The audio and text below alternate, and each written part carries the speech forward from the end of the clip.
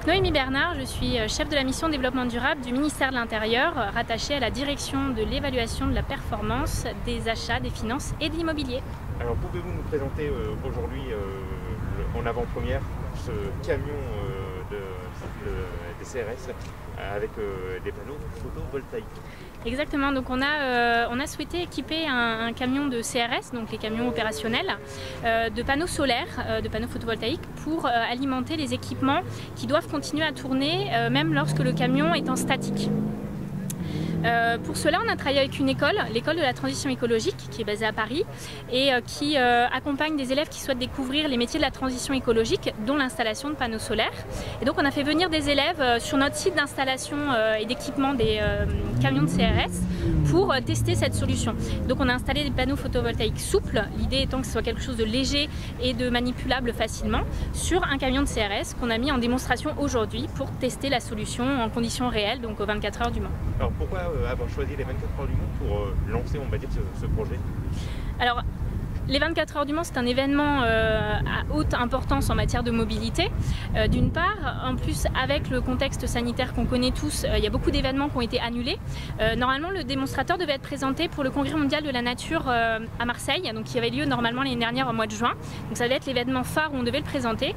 Bon, finalement, le Congrès mondial de la nature où on présentera également cette initiative aura lieu début septembre.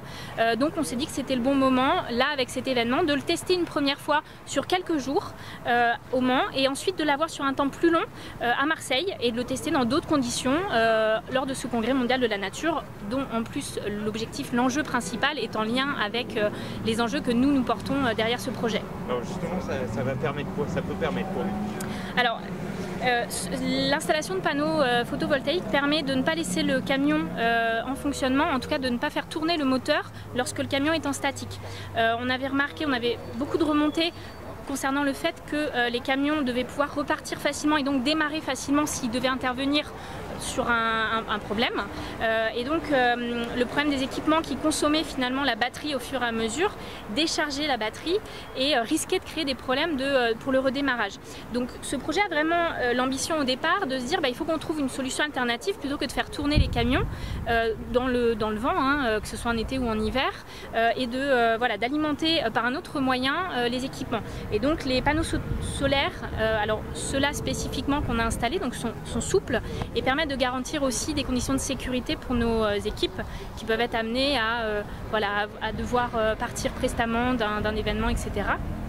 Et ça permet de réduire de fait la consommation énergétique de notre véhicule. Un coût faible pour ce prototype?